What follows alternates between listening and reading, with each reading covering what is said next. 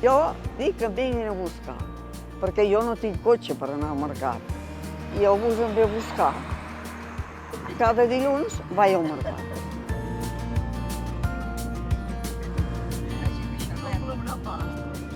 Per anar al mercat el faig servir sempre.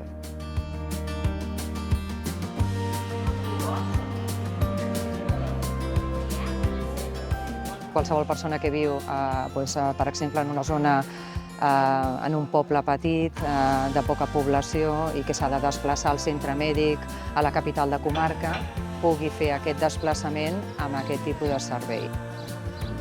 Ens ajuda a tenir un servei més optimitzat i que, per tant, només s'acabi oferint si hi ha una demanda prèvia.